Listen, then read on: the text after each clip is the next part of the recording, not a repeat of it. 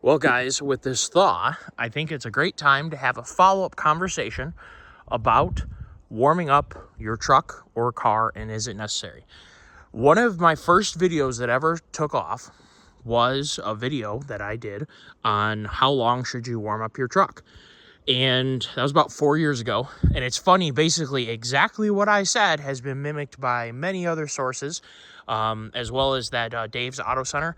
And that kind of blew up and it started a lot of conversation. So what we're going to do is, since we have this wonderful little warm-up in most of Michigan today, I think it's a great time to talk about, should you warm up your vehicle or not? And maybe a little bit more information than perhaps I went in when I first made the video, and also what information he said. And I agree with everything he said, so I'm going to reiterate some, but I'm going to give you some details.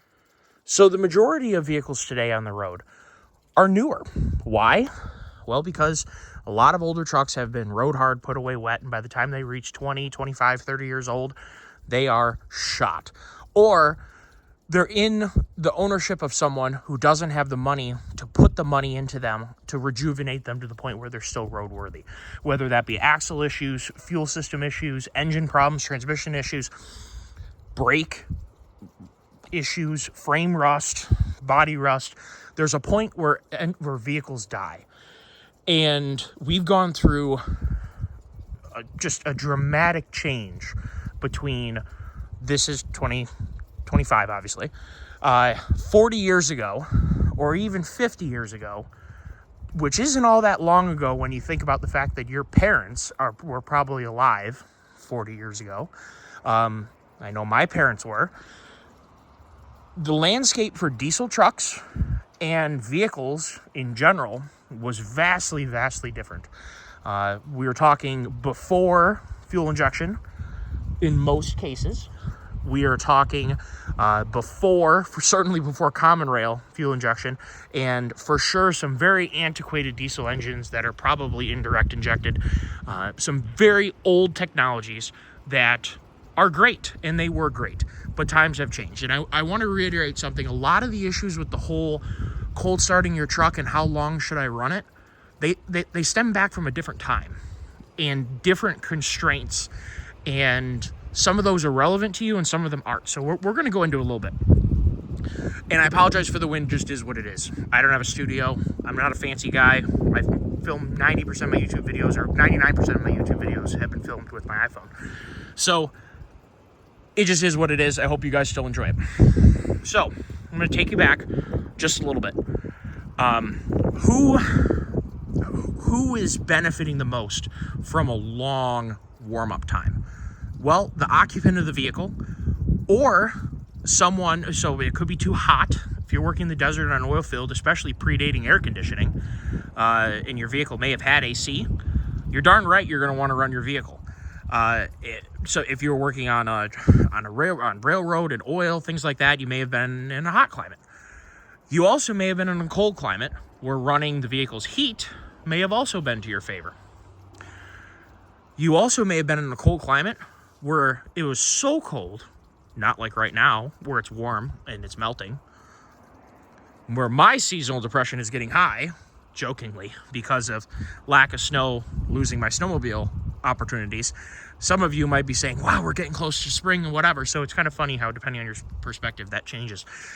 Some situations, like the Alaskan Highway, like our submarine detection centers all across northern Canada, like pipelines that have been used all through Canada, and hydro lines and dams, and amazing feats of engineering that have occurred in Arctic climates, Alaska, a lot in northern Alberta, British Columbia, northern Ontario, obviously Quebec, and of course across the world in harsh climates, where the oil would get so thick because it's so cold, like we're talking negative 50 and negative 40 F, where it is so cold that your oil literally turns into a congealed block of crap and the engine physically won't start. Or an accessory system such as a transmission or a hydraulic system that maybe has some water contamination because you're working in a potentially swampy environment, or you just had years of condensation build up, where when the oil gets that cold, the water freezes And then you have a situation where that system doesn't work because it's frozen. The oil isn't frozen, but the water in it is, and it's a block of crap. It doesn't pump. You will run into that, and especially, and I physically had that happen with a power shift or hydraulic shuttle shift backhoe, older backhoe. It had contaminated oil. We had to we were advised to build a fire underneath the oil pan to get, or the transmission oil pan, to thaw that out. What we ended up doing was just let it idle for a long time because we wanted to let the engine idle. In that case, it had been running years. We got it fired up, and we wanted to just let it run. So we bumped up the idle, and over time, over about 35 minutes, eventually it warmed up the trans enough to where the ice must have broken apart, whatever. Another thing that is relevant to even today is, and obviously older semi-trucks took way longer to build air pressure than a modern semi-truck. There's a delay on building air to release your spring brakes. So people become accustomed when they're semi-truck drivers, not only to the potential of their truck not wanting to start in the morning because it is physically too cold. -40, almost nothing you're going to do is going to fix the potential for gelling, and almost nothing you're going to do is going to fix the fact that, especially like a 10-liter, 14-liter semi-truck engine, 18-liter, they are going to be so hard to crank. The batteries are going to be, even if they're good batteries, they're not going to be able to put out the power to physically crank over the engine. And if you think about it, the amount of physical resistance to rotation given by literally only the oil pump trying to move oil that thick literally slows down the rate that the engine can spin. And a lot of cold starting actually is about how fast you can spin the engine.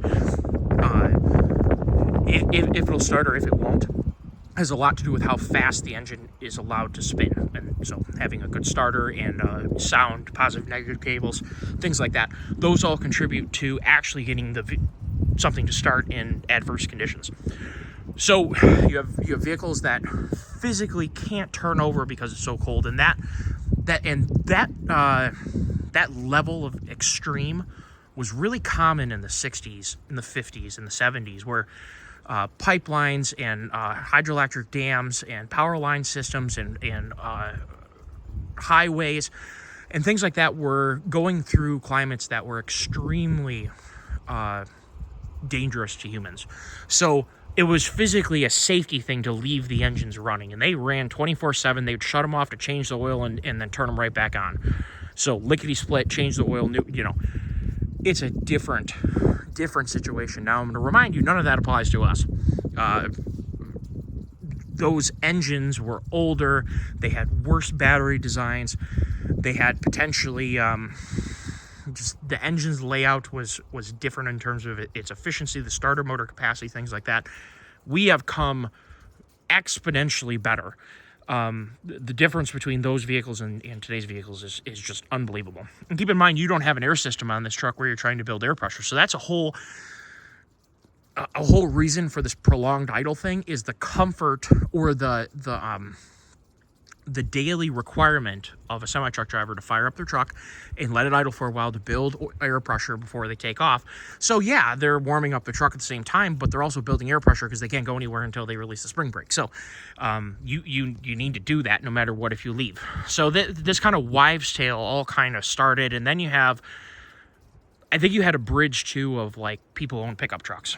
And this kind of super trucker mentality of, I got an HG pickup truck, so therefore I'm part of the trucking crowd and I'm a truck driver and all this other stuff, which obviously we know isn't exactly accurate. But I think that a lot of that gets applied because you're driving potentially, this isn't a diesel, it's 7.3 gas. If you haven't watched my content, 7.3 gas, 2023 F350, not a 6.7. You have a diesel pickup truck, and that was kind of a big deal. They were relatively rare before the 90s. Sure, there were examples of diesel pickup trucks. Ford IDI is one that kind of brought that to the mainstream. Then the Cummins got on board in the first gens. And then that sort of became more and more common to the point now where it's literally entirely common for a father of three to also drive a diesel pickup truck. That wasn't a thing in the 90s and the 80s. And incredibly uncommon in the 70s. So keep that in mind. So that kind of super trucker mentality, and I'm not saying it's a bad thing. For the conclusion of this video is you do whatever you want. If you don't want to abide by what I recommend or what someone else recommends, that's entirely your thing. And the likelihood that it's going to cause an early failure is very hard to test and very hard to prove.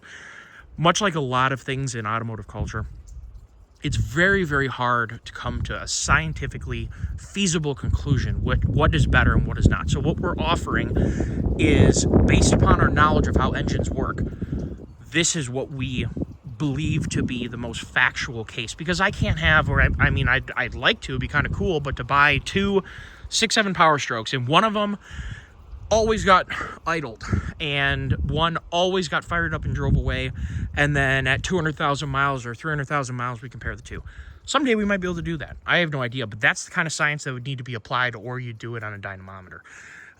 Keep in mind, Ford, GM, Dodge put these things through the ringer. In one of the tests that I personally ran when we were developing the 6.4 big gas Hemi, at least the emissions aspect of it, was I needed to fire up the truck, didn't matter the temperature, and within 50 seconds be going 65 mile an hour down the test track. And that was an important part of the test, was to fire up and get going. I wasn't doing durability testing. What we were actually doing was making sure that the large leak test for the fuel tank would run on command every 100 miles. So what I did every morning when I got to Chelsea Proving Grounds was I get to my desk, fire up my computer, log in that I was there, walk out, fire up the truck, get the computer hooked up, get it recording, and fire up the truck, take off, and drive 100 miles around the test track, go anywhere I wanted to go on the test track. I held a CTC, or a Chelsea Proving Ground driver's license. I could go anywhere I wanted to, besides the 5th and the 6th outer lanes of the oval, which was reserved for Viper and SRT for high speed stuff. I could go in the first 4 lanes, including going all around in the grades and all that cool stuff. It was awesome. But that's what we were testing. We weren't doing the durability testing. But I can assure you that the durability testing happens because Ford, GM, Dodge know you're going to get in the truck, you're going to fire it up, and you're going to run the tar out of it. One of their tests, or many of their tests, is to freeze these things down in a frozen dynamometer room. They do it for the engine separately, and they also do it for the whole powertrain. And they freeze these suckers down to way below freezing, and they fire the truck up and immediately are doing dyno pulls, and that's part of the durability testing for both the powertrain and the driveline. So keep in mind, these vehicles are tested for that. And the other part of this conversation that you need to be aware of too, none of these engines are race engines. They may have high power levels, 430 horsepower, 500 horsepower for an HO Power Stroke. GM's Duramax is 475, isn't it, for the current L5P Gen 2? Yeah, it sounds like a lot of power. None of these engines are race engines. These are work engines. These are, granted, Briggs & Stratton or an old Tecumseh, yeah, they're really low power work engines. These are also low power work engines. So don't ever misconstrued thinking that the engine is on the brink of death, and when you fire it up, you're bringing it to life like a Formula One car. It's not the same thing. We're not dealing with the same tolerances here. One of the biggest issues is, and I think people jump to the defense of warming up the vehicles, they want to get into the car and they want to feel warm and comfy. And that may be good for you, but we're going to talk about why it may not be good for the truck. Because at the end of the day, I'm going to try and do what's best for my truck, because when I'm driving home from the UP in a nasty snowstorm and it's 10 below, and I got, my buddy's 12-year-old in the back seat, and he wants to get home, my buddy wants to get home too, I don't want my truck conking out, okay?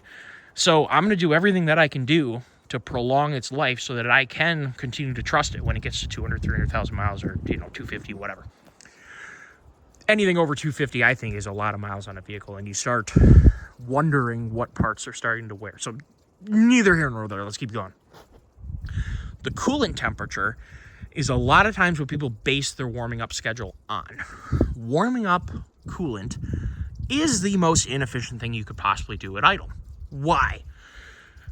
Well, when the thermostat is closed, the water is going to continuously pump around the engine.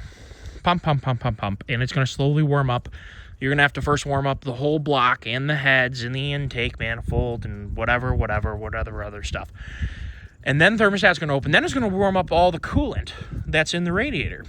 And that takes forever. And the coolant in the hose and the radiator's sitting out in the cold, so are the hoses, so it's getting constantly cooled. It is unbelievably inefficient to warm up coolant. It takes forever. Here's the other thing. The coolant is not what matters to the engine one iota. The oil is what matters to the engine, and it quickly begins to warm up. I say this, if you have something like, and I was just thinking about this when I was riding my snowmobile, it is a really small cooling system, and it's a really small engine. The coolant on a snowmobile or on a small engine like a four-wheeler or whatever, side-by-side, you may notice it warms up really quickly. Keep in mind you have gallons of coolant in this system here. It takes a while. Think about how long it takes to boil water in your pot when you're putting direct flame onto it. Keep in mind that this is not an efficient way to warm up your coolant. When you have prolonged idle and you have a diesel, you're having an extremely cold EGT. Your EGTs are really, really cold. You're talking 200 degrees or so at in the exhaust manifold. Really, really cold EGTs. Compared to a gas engine, admittedly, a gas engine definitely idles warmer. They definitely warm up faster than they warm up coolant faster than a diesel. That discrepancy there, your engine oil is up to 50 degrees within about a minute. When you start your engine from about 20, 25 degrees, you're at 50 degree oil temperature very quickly. Would you be concerned about cold starting and driving away if the air temperature was 50 degrees? I just think about that for a second. Would you be concerned about it? Like you potentially are at 25 degrees or 20 degrees. By the time let's say you get in your truck, you belt up. I have my wipers up because we're supposed to potentially get rain mixed tonight, and not looking forward to it because I'm losing my precious snow for snowmobiling. What the heck was I trying to say here? You fire up the truck, you flip your wipers back down, you put your seatbelt on, you make sure your kids are belted, you argue with them for a minute about how they're not comfortable in their car seat and they don't want to wear their the between the leg belt, all that other stuff. By the time you do that, your engine is very close to a normal 50, 55, 60 degree day of running. So now by the time you drop it into gear, you drive out your driver, you back up or whatever, you look both ways and you're safe, you get into the road, your engine oil is probably at 65, 70 degrees by this point. And then you go down the road nice and gentle to your first stop sign or however the heck you get out of whether your housing complex or you go down the road, or you gingerly accelerate to 55 miles an hour. Your engine oil is going to be over 100 degrees, within a mile of driving out of your driveway, if not a higher temperature. You can very efficiently warm up your engine oil. You very inefficiently warm up your coolant. And you're doing so while you're wasting your fuel and while you're condensing a whole bunch of fuel inside of your cylinders, because remember I mentioned about how inefficient diesels are extremely efficient. That's why they don't have a whole lot of EGTs at idle. They're barely running. I mean, they're just putting in enough fuel to just keep a little fire going, keep it burning. If you fire the truck up, you drive down the road, you're going to get the oil up to temperature. Just don't floor it. I would never advocate jumping on your truck. I have a neighbor that insists on cold starting his 6.7 Power Stroke, and he drives out of it. I can hear it fire up. I hear him drive down the driveway, and he is at full boost driving down the road, and I've seen him hooked to a trailer with an ice cold truck. I'm not advocating that, okay? But I am advocating it is far better to get in your truck, do your check overs, glance around, make sure you don't have any check engine lights or anything squirrely, check your mirrors, drop it in gear, idle out the driveway, gingerly get up to speed going down the road. And that is going to be better for your engine because it's going to avoid the condensation of fuel onto the bores. The more you idle your engine, you're going to find the higher fuel contamination you have, whether it's gasoline or whether it's diesel, into your engine oil. Why is that bad? Fuel and gasoline, diesel and gasoline are solvents. They are going to make the oil work less properly. They're going to change its viscosity. They're going to change its ability to protect the innards of your engine. The more you idle, if you have maybe you're a mobile welder and you're going to idle your truck all day because you're on a rig job all day. And I respect you guys. Just keep in mind, you're going to want to change your oil a whole lot sooner than normal. Normally, you change a 6.7 Power Stroke, 5,000 miles when you have a DPF system. I recommend if you're going to idle like that all day, 2,500 miles. I wouldn't go anymore. You are going to have really high fuel condensation in your oil, and that is bad because it's going to cause bearing issues, push rod issues, anywhere where you have high pressure, especially a push rod to valve, or excuse me, a push rod to rocker or rocker tip to valve. Those high pressure areas that are higher pressure than a crank or a rod, believe it or not, those high pressure areas are going to be very much irritated by the oil being degraded by fuel in it. At idle, you are very wastefully filling your engine full of EGR, and that is not good to have dirty, nasty, cold soot. Just like if you had a cold fire burning, you get a lot of creosote in your chimney. You're going to get a lot of cold soot in your intake manifold and into your intake elbow, whatever your engine design is, and eventually onto your intake valves, your intake. And guess what? Where it goes? It goes into your chamber. It scores your bore. It gets trapped in your rings and gets your rings to be tight against the piston, which makes you lose compression. And worse yet, that soot gets into the oil and it contaminates the oil. And soot is extremely abrasive. So the soot, besides the fact that the gas or the diesel has contaminated the oil, is making it work less well, you're going to have to hopefully filter out that soot, that carbon. Hopefully the oil filter is doing its job. That is why I say, besides the fuel contamination, change the oil regularly, because your oil filter is doing a lot more work to keep your engine safe.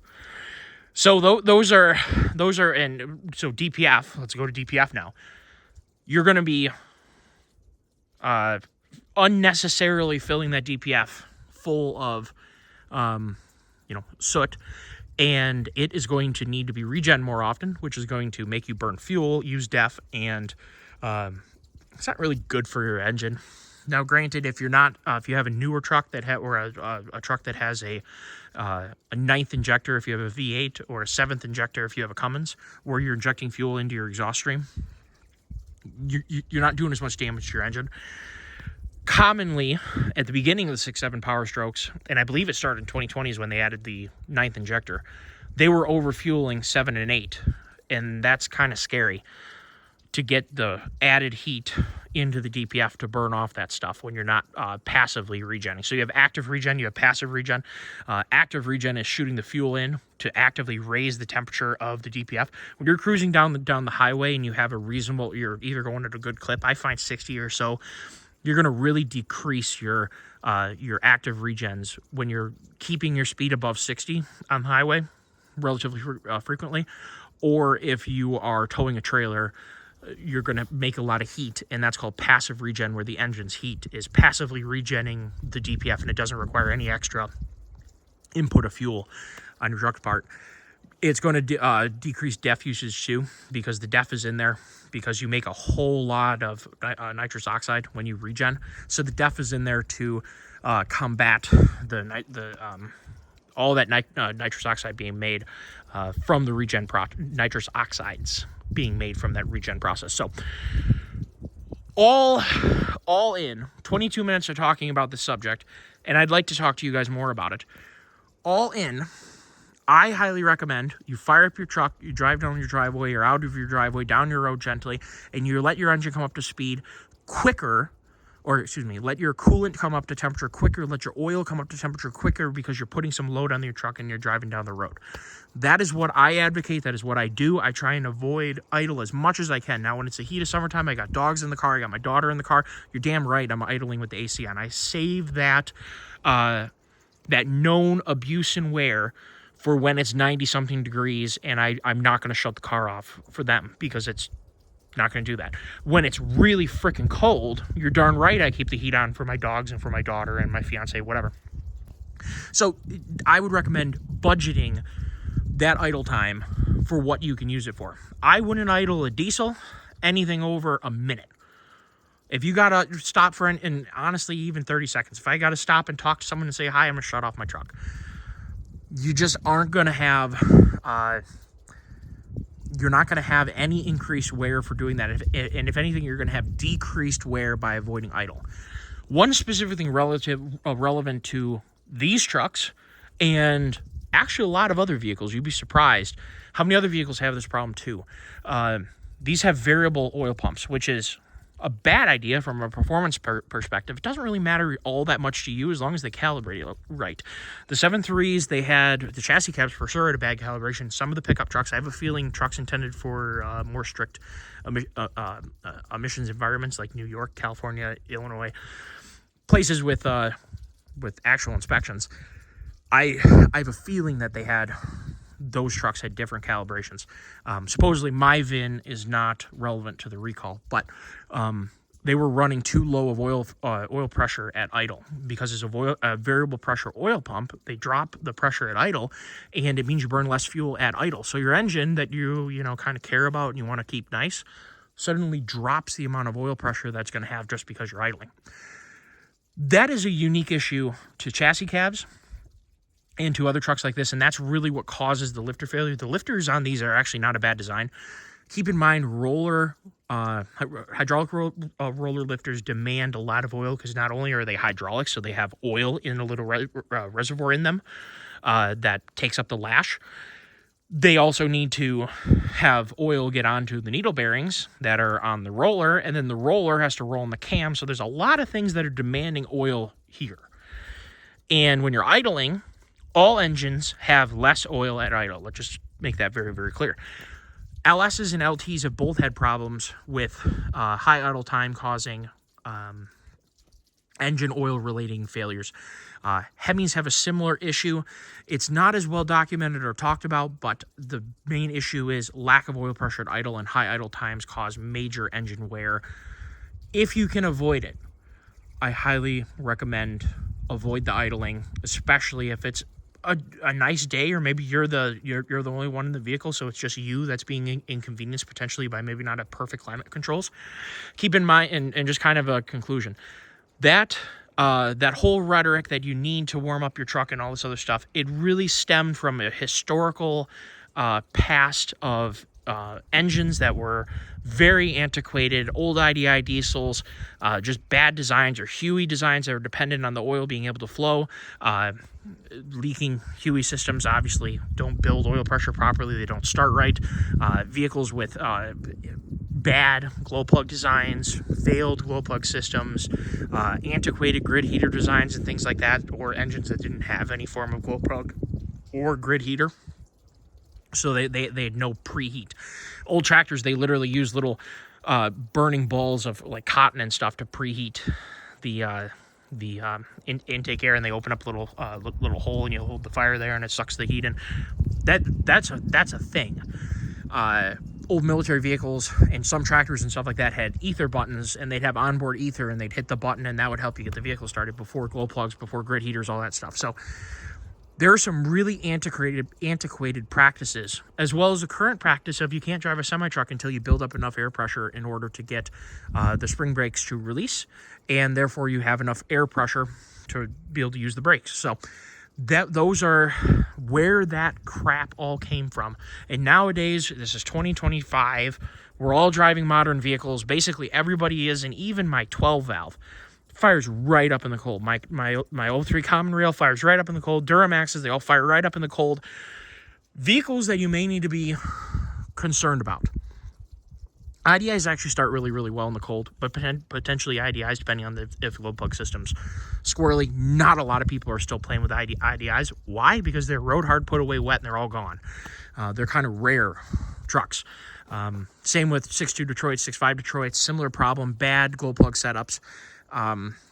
Cummins is that either have the grid heater deleted or it's damaged, something like that.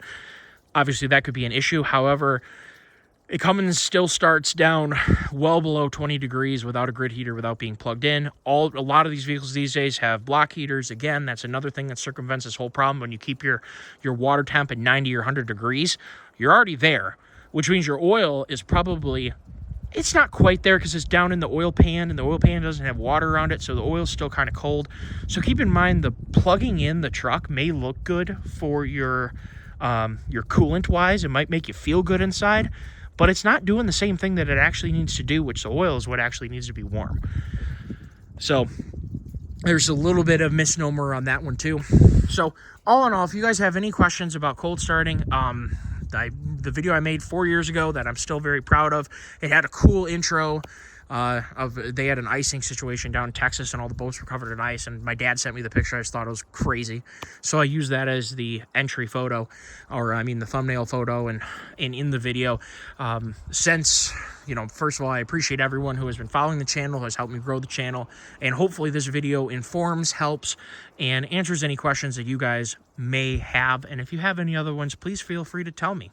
Comment down below. I put my email in the description, always on all my videos, and there's always the discussion tab in my YouTube channel page that you can use to direct message, and I think other people can see it too. So if you want to use that too, feel free to reach out, ask questions, whatever you got to do. I'm here. I love answering you guys' questions. Take care. Have a great day. Hopefully you enjoyed the video, and hopefully you learned something. Have a great day. Bye.